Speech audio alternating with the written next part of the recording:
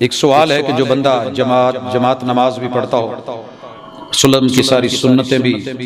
پوری کرتا ہو، اور اس کے باوجود وہ اپنے بچوں اور لوگوں کو گالیاں نکالتا ہو، لڑائی جھگڑا کرتا ہو، تو میرے بھائیو یہ اس کے پیچھے 3 سبب ہیں جو مجھے سمجھ آئے ہیں۔ پہلے نمبر پہ میں نے دیکھا ہے بڑے بڑے لیڈروں کو جو بڑے اپنے اعصاب پہ کنٹرول رکھتے ہوتے ہیں، ایک وقت آتا ہے جب بڑھاپا ہو جاتا ہے یا جب ان کی سنی نہیں جاتی یا مانی نہیں جاتی تو غیر ارادی طور پہ ان کی زبان سے گالیاں نکل آتی، مجبور ہو کے بے بس ہو کے گالی نکالنا نہیں چاہ رہے ہوتے، برا کہنا نہیں چاہ رہے ہوتے، بد دعا بھی نہیں کرنا چاہ رہے ہوتے،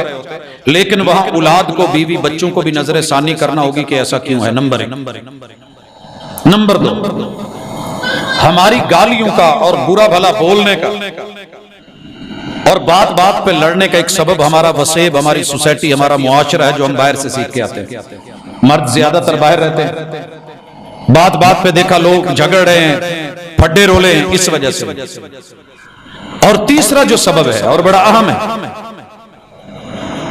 کہ اگر انسان نفسیاتی ہو گیا ہے، وہ سمجھتا ہے کہ یہاں بولنا اور لڑنا حل ہے، تو اللہ کے لیے ایک گزارش کر رہا ہوں، فیملی کے سارے لوگ سنیں،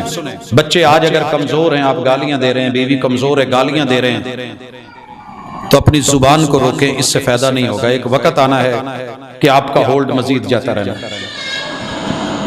اگر اس طرف سے کچھ ہے، دعا کریں، اللہ سے مدد مانگیں،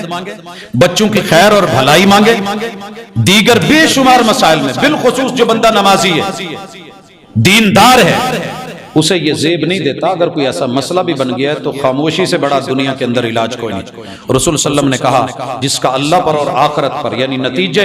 کہ اچھے ہونے پر یقین ہے یا برے ہونے پہ، فَلْيَقُلْ خَيْرًا أَوْ لْيَصْمُتْ، یا اچھا بولے یا چپ رہے۔ تو خاموشی بھی بڑے سارے معاملات حل کر دیتی ہے۔ صرف یاوہ گوئی سے، فضول گوئی سے،